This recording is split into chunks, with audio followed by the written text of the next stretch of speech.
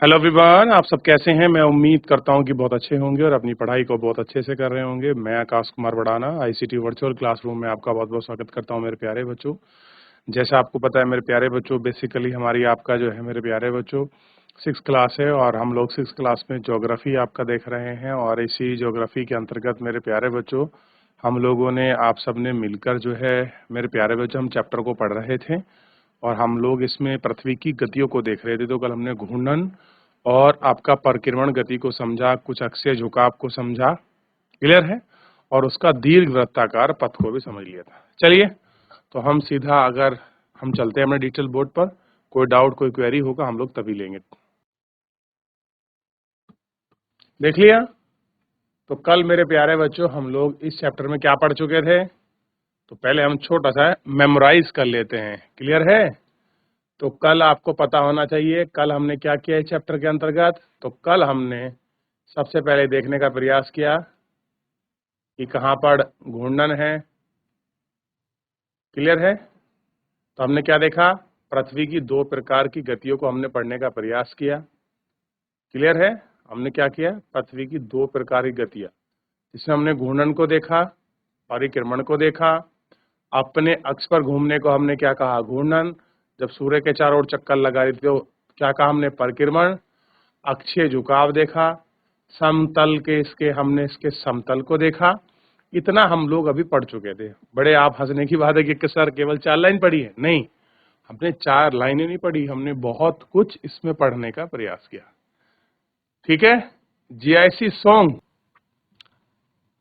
ठीक है, दोबारा पढ़ते हैं चैप्टर को। चलिए खड़े हो जाइए। क्या नाम है। हेलो। हेलो, मानस क्या नाम टाकली। है आपका। क्या नाम मानस है। टाकली। आदर्श। मानस। मानस। ठीक है बेटा मानस। तो आप चैप्टर को पढ़ेंगे आराम आराम से, फिर उसके बाद हम लोग समझेंगे। और आप सभी को एक एक पैराग्राफ पढ़ना है सभी को। ठीक है। Yes sir. चलिए पढ़ना शुरू कीजिए। जैसा कि आप जानते हैं पृथ्वी की गति दो प्रकार की है, घूर्णन एवं परिक्रम। पृथ्वी का अपने अंश पर घूमना घूर्णन कहलाता है। सूर्य के चारों ओर एक स्थिर कक्ष में पृथ्वी की गति को परिक्रम कहते हैं। पृथ्वी का अंश एक काल्पनिक रेखा है जो इसकी कक्षीय सतह से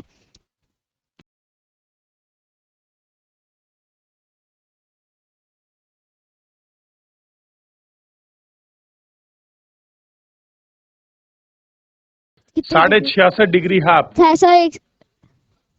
166 डिग्री का कोण बनाती है। वह समतल कहते हैं। जो कक्षा के द्वारा बनाया जाता है उसे कक्षीय समतल कहते हैं। पृथ्वी सूर्य के प्रकाश प्राप्त करती है। आ,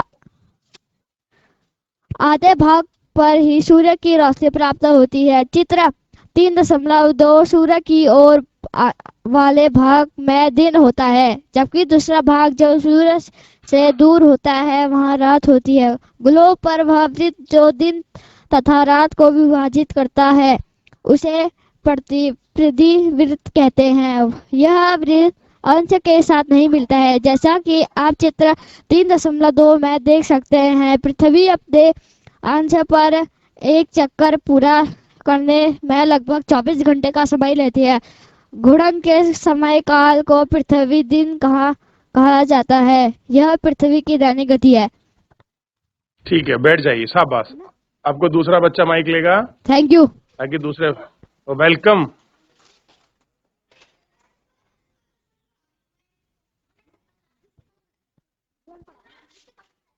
चलिए कोई और बच्चा पढ़िए पैराग्राफ को।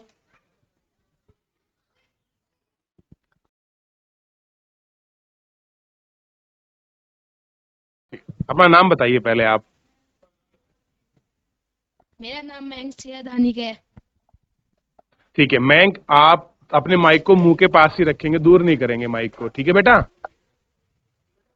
Yes sir. ठीक है, तो आप अगर आप पृथ्वी पढ़ना शुरू करें धीरे। अगर पृथ्वी घूर्णन नहीं करे तो क्या होगा। सूर्य के तरफ वाले पृथ्वी के भाग में हमेशा दिन होगा।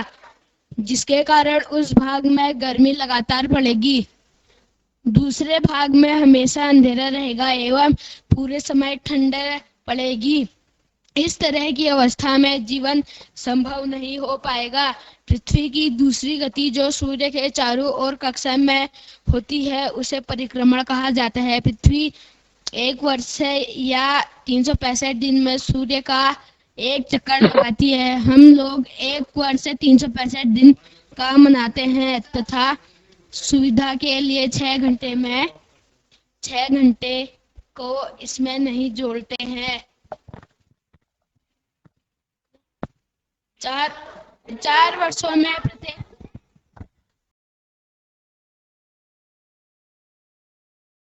क्या नाम है आपका? सर मेरा नाम कमलेश जोशी है। ठीक है कमलेश जोशी जी, आप पढ़ें। हाँ मुझे ध्यान है कमलेश जोशी जी, आप कल भी आए थे। 4 वर्षों में प्रत्येक वर्ष के बचे हुए 6 घंटे मिलकर एक दिन यानी 24 घंटे के बराबर हो जाते हैं। इसके अतिरिक्त दिन को फरवरी के महीने में जोड़ा जाता है। इस प्रकार प्रत्येक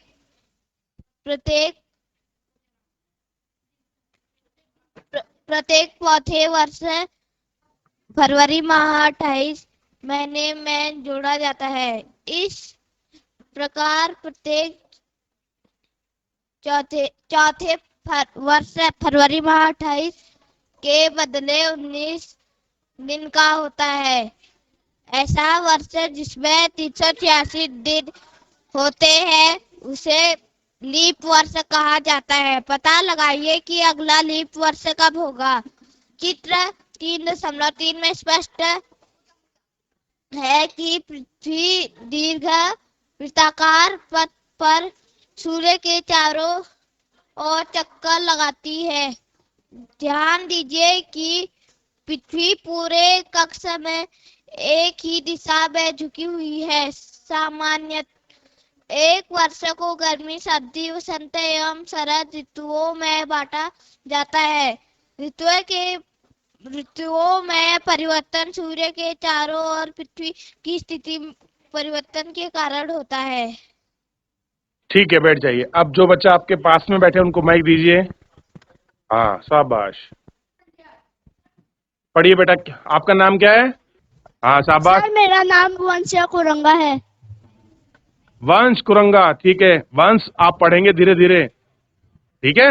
चित्र 3.3 में आप देखेंगे कि 21 जून को उत्तरी गोलार्ध सूर्य की तरफ झुका है।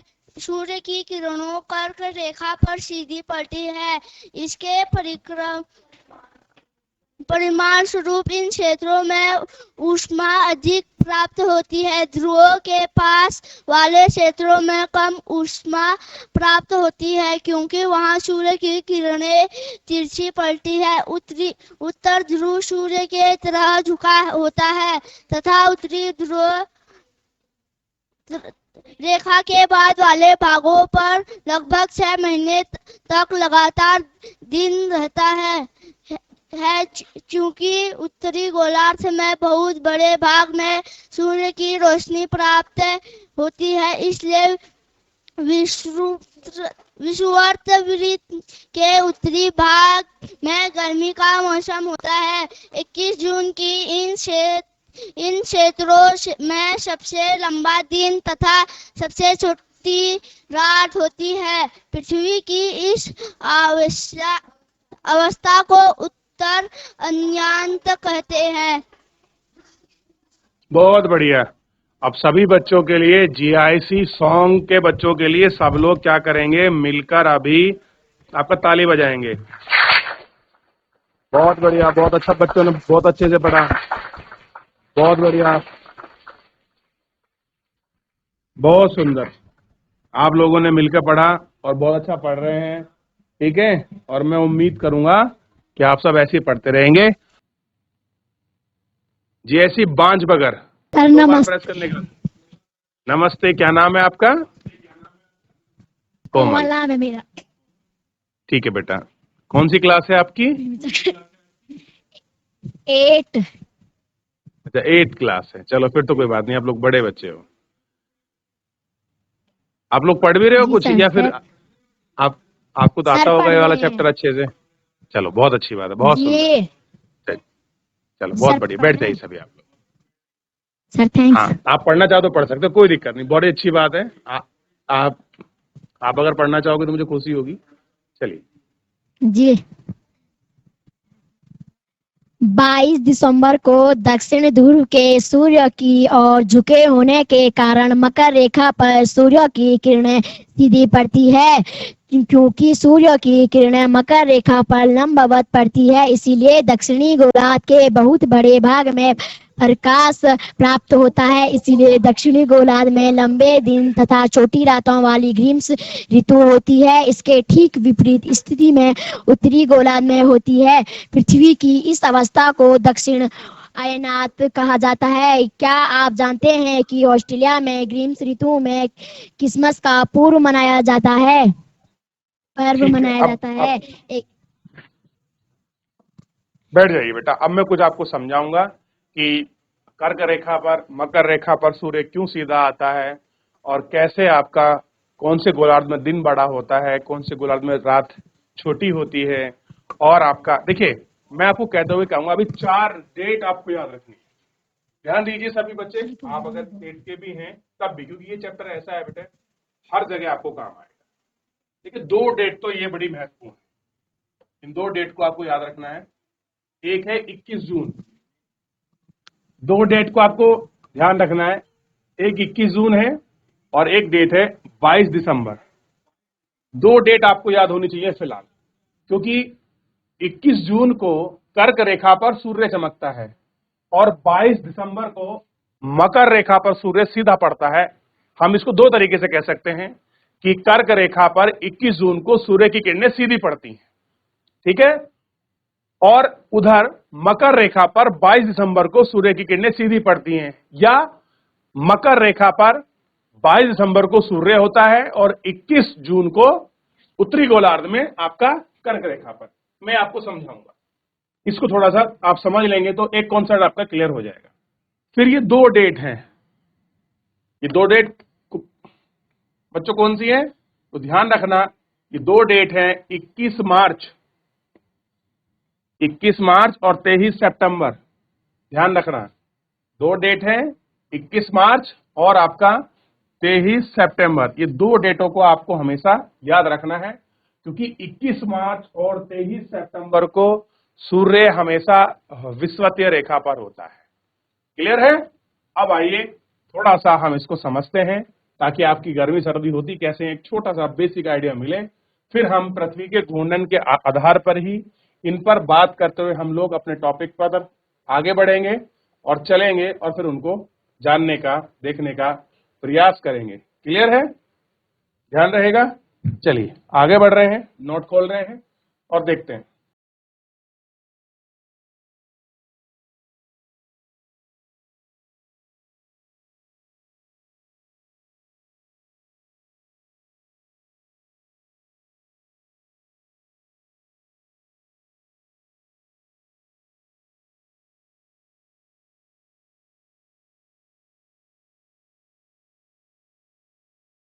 अब देखिए क्या किए थे हम कल जो है इसी के अंदर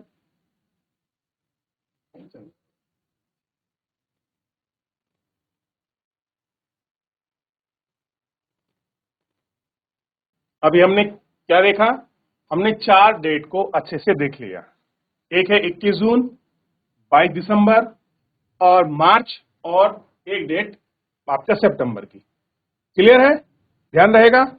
इस डेट को आप अगर देखोगे तो आपको कुछ बहुत सारी चीजें इसमें मेमोराइज हो जाएंगी, आपको याद रहेंगी। तो आपने, मैं बेसिक करूं, आपने घूर्णन देख लिया, घूर्णन के बाद आपने पृथ्वी का परिक्रमण देख लिया, ठीक है। लीप ईयर में क्यों जुड़ता है 4th ईयर के साथ, ये हमने कल पढ़ लिया था। अक्षांशीय और देशांतरीय झुकाव क्या है, ये हम देख चुके थे, और पृथ्वी का झुकाव कितना है, ये हम देख चुके थे। अब थोड़ा सा हम आगे बढ़ते हैं और कुछ जानने का प्रयास करते हैं, ताकि हम लोग थोड़ा सा इसमें पढ़ सकें, सीख सकें। अब देखिए, मान लीजिए ये हमारी अर्थ है। क्या है? अर्थ है। हालांकि थोड़ी सी आप कोनों से चपटी होती है, लेकिन पढ़ने के लिए हम इसको ऐसा समझते हैं। क्लियर है? उधर फिर मैंने आपको बताया था बेटा, एक हमारी 0 डिग्री लाइन है जिसको हम क्या कहते हैं, 0 डिग्री लाइन को, तो आपको पता होना चाहिए इसी 0 डिग्री लाइन को हम लोग क्या बोलते हैं, विषुवत रेखा। क्या बोलते हैं, विषुवत रेखा कहते हैं। क्लियर है, ठीक, इसी को बोलते हैं। ये हमारी 0 डिग्री है। क्लियर है, और उसके बाद एक लाइन और मैंने ड्रॉ करी थी, ठीक, और ये कौन सी है आपका कर्क रेखा, और ये कौन सी है आपकी मकर रेखा। ये लाइन आपको क्लियर हो गई, ठीक है, ध्यान रहेगा, ठीक। ये कितने पर है, तो आपको ध्यान होना चाहिए, ये आपका 23½ आपका नॉर्थ गोलार्ध में है। क्लियर है, और ये आपका 23½ आपका साउदर्न हेमिस्फीयर में है। क्लियर है, कहां पर है, साउदर्न हेमिस्फीयर में। क्लियर है, और आप जानते हैं ये जो आपका विषुवत रेखा है, क्लियर है, ये क्या करती है, जो हमारा विषुवत रेखा है ये क्या करती है, ये काल्पनिक रूप से अर्थ को 2 बराबर भागों में बांटती है। और आप जानते हैं ये कौन सा गोलार्ध है, तो ये उत्तरी गोलार्ध है। ये कल सब हम लोग पढ़ चुके हैं, पर हमने ये लाइन मैंने आपको नहीं बताई थी। और ये कौन सा है आपका दक्षिणी गोलार्ध। क्लियर है, ध्यान रहेगा। अब हम 2 डेट को पढ़ रहे हैं महत्वपूर्ण तरीके से। क्लियर है, तो मैं फिलहाल थोड़ी देर के लिए ये वाला 0 इसको हटा देता हूं, और मैं क्या करता हूं, एक छोटा सा आपका वापस सन बनाता हूं, ताकि आपको थोड़ा सा क्लियर हो। अब सन है तो रेड कलर का होगा, तो मैंने एक सन बनाया यहां। क्लियर है, ये देखिए, और ये सन है, ये सन क्या करेगा आपका, देखिए इस सन की प्रॉपर किरणें कहां पड़ेंगी, तो देखिए ये पड़ेंगी सीधी इस कर्क रेखा पर। कहां पड़ेंगी, सीधी कर्क रेखा पर, नहीं विषुवत व्रत पर पड़ेंगी बेटा। जब बीच में कर रहे हैं तो विषुवत व्रत है। क्लियर है, ये ध्यान दीजिए, मैं नाम लिख देता हूं ताकि आप कंफ्यूज ना हो। ये जो रेखा है,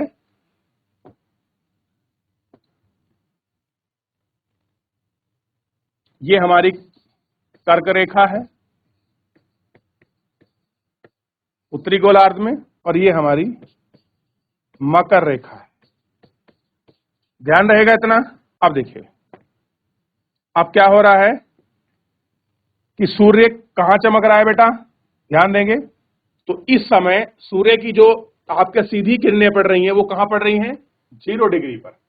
अब देखिए, अब ये किरणें यहां भी पड़ेंगी कर्क रेखा पर भी, और यही किरणें कहां पड़ेंगी आपका ध्रुवों पर भी पड़ेंगी, और यही किरणें कहां पड़ेंगी, दूसरी जगह भी पड़ेंगी, और ये किरणें इधर भी मकर रेखा पर भी पड़ेंगी, और ये किरणें और पृथ्वी के अन्य हिस्सों पर भी पड़ेंगी। इतना आपको क्लियर है, ध्यान रहेगा। अच्छा, अभी हमने क्या पढ़ा, अभी हमने एक चीज पढ़ा कि 2 ऐसी डेट हैं जिस डेट पर सूर्य की किरणें हमेशा 0 डिग्री पर सीधी पड़ती। देखिए पड़ती तो हमेशा है, लेकिन एग्जैक्टली जो सन की पोजीशन है, जो सूर्य है, वो आपका 0 डिग्री पर कब है। 2 डेट हम लोग पढ़ रहे थे, और ये 2 डेट मैंने आपको बताई थी कि इन दोनों डेट का आपको ध्यान रखना है। और ये डेट है 21 मार्च और 23 सितंबर। क्या है, 21 मार्च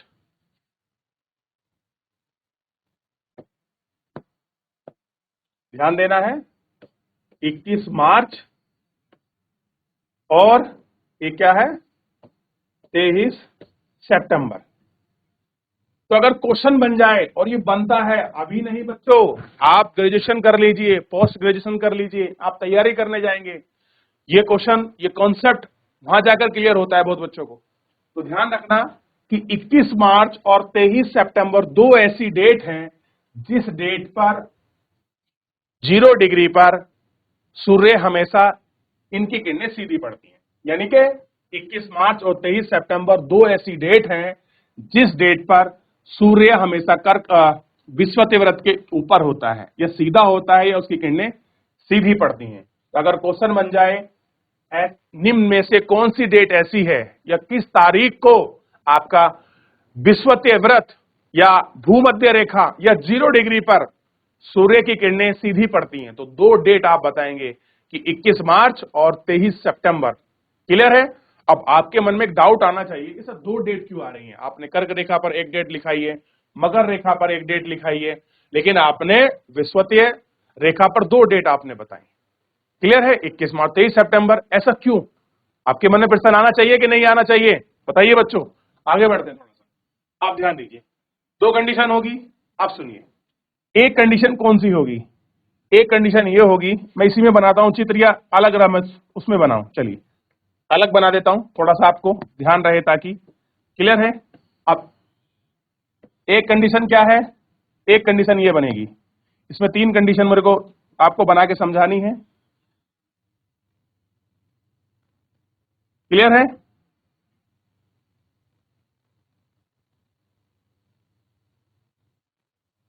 अब देखिए, मैं नाम नहीं लिखूंगा, आपको क्लियर होना चाहिए, ठीक है?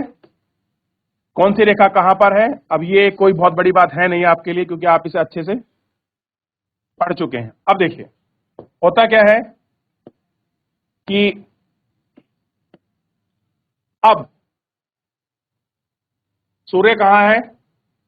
इस स्थान पर है, ठीक? और अब क्या होगा? अब सूर्य की किरणें कहां पड़ेंगी?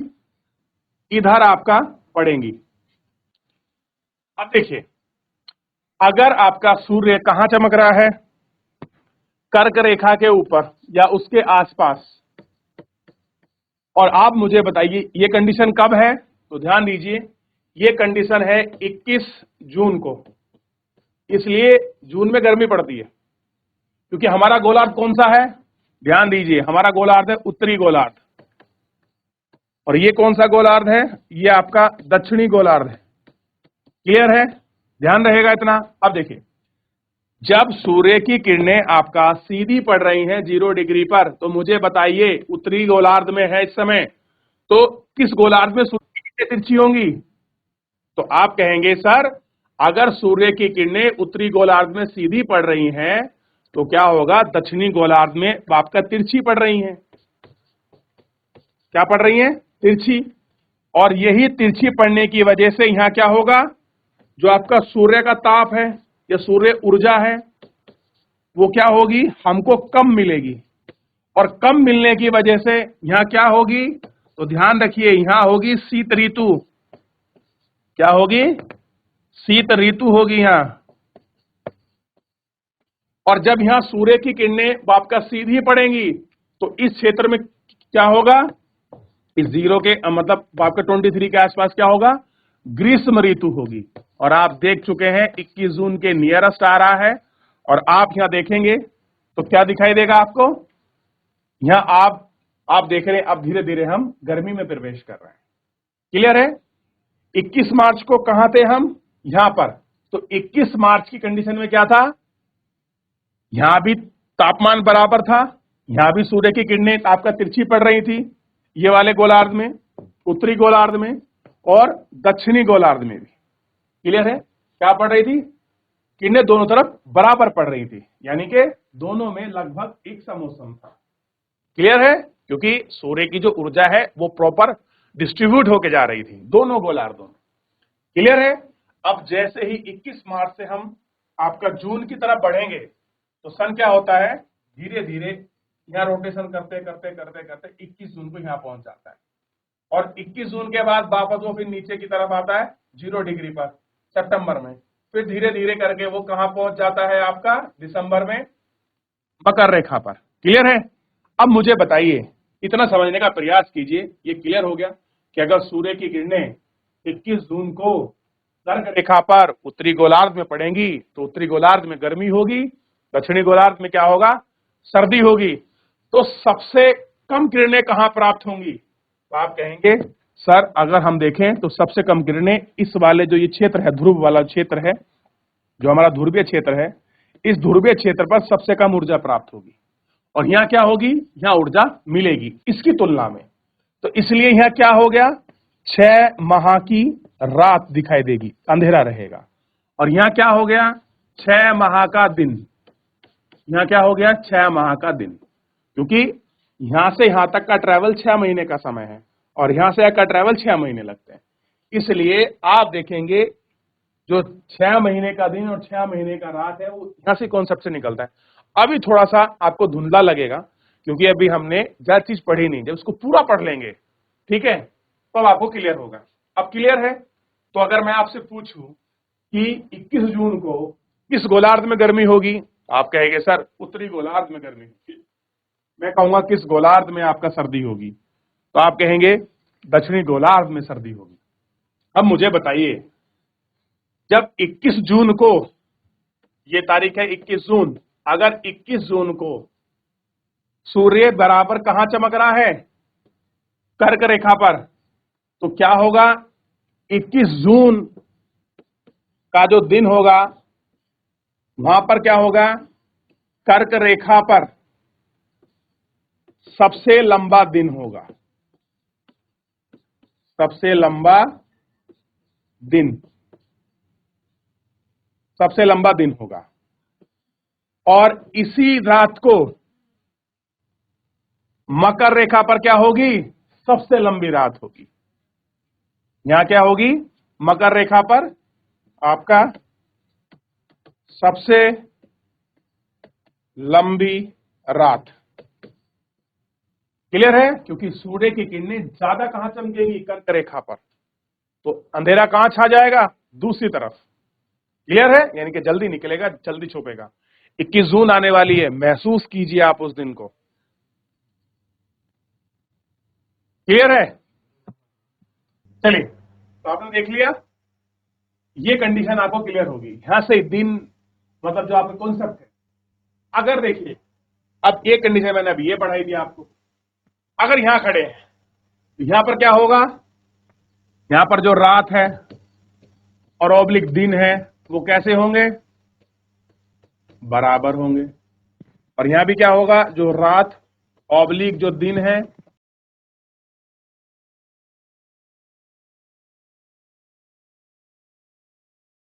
देख लिया, क्लियर है?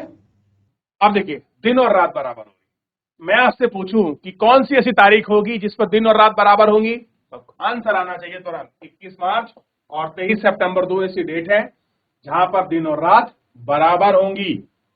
क्लियर है? अभी मैं आपको शरद, बसंत, ये सारे ऋतु बताऊंगा, क्यों आती है, मौसम, बारिश क्या होता है, सब समझाऊंगा। तो अभी हमने 2 कंडीशन पढ़ी है, एक हमने 0 की देख ली और एक हमने 23 की देख ली। अभी ये वाली जो बची है हम इसको नेक्स्ट लेक्चर में देखेंगे बच्चों। तब तभी समझ आएगा जब आप नेक्स्ट क्लास में हमको मिलेंगे। क्लियर है? फिर मैं आपको समझाऊंगा पूरा एक एक करके। क्लियर है? तो आपको थोड़ा सा क्लियर हो गया होगा कि भाई दिन रात कैसे होते हैं, कुछ कॉन्सेप्ट समझ आया, थोड़ा सा कुछ लगा, इधर कुछ आ रहा है। अभी आप कर्क रेखा, मकर रेखा, भूमध्य रेखा, जिसको हम आपका विषुवत वृत्त या विषुवत रेखा के नाम से जानते हैं, जब आपको तीनों की कंडीशन क्लियर हो जाएगी तो ये एक मेरा बेसिक फंडामेंटल ये कि आप बेसिक चीजों को समझ जाएं थोड़ा सा। जब आप समझ जाओगे फिर मैं आपको बताऊंगा कि पृथ्वी का परिक्रमण होने की वजह से पृथ्वी, मान लीजिए ये हमारी अर्थ है, अभी ये हिस्सा आपको दिखाई दे रहा है, लेकिन जैसे ये आपका घूमेगी तो ये हिस्सा बदल जाएगा, ये कहीं और पहुंच जाएगा। तो ऐसे ही जब आपकी अर्थ सूर्य के चक्कर लगा रही होगी तो सूर्य आपको सूर्य का प्रकाश कभी कर्क रेखा पर और कभी मकर रेखा पर, कभी आपका भूमध्य रेखा पर, कभी उनके बीच में पड़ेगा और उसी के अनुसार ऋतुएं बदलती हैं। अभी आपने देखा होगा, अभी आप लोग किस में थे, सर्दी में थे, सर्दी में थे, यानी कि सूर्य कहां था, उत्तरी दक्षिणी गोलार्ध में था, लेकिन सूर्य क्या आया, 21 मार्च को 0 पर आया। अब वो किधर बढ़ रहा है, 0 से भूमध्य, जो हमारी आपका भूमध्य रेखा है उससे कहां बढ़ रहा है, कर्क रेखा की तरफ, यानी कि जून की तरफ आगे बढ़ रहा है। तो 21 जून को जब वहां पहुंच जाएगा वापस फिर नीचे आएगा 23 सितंबर में, फिर कहां पहुंच जाएगा, फिर ऊपर पहुंच जाएगा। चलिए, तो फिलहाल आज के लिए इतना ही करेंगे, मिलेंगे नेक्स्ट लेक्चर में। तब तक अपना ध्यान रखिए, स्वस्थ रहिए, अपनी पढ़ाई को अच्छे से करते रहिए। मुझसे जुड़ने के लिए बहुत बहुत धन्यवाद।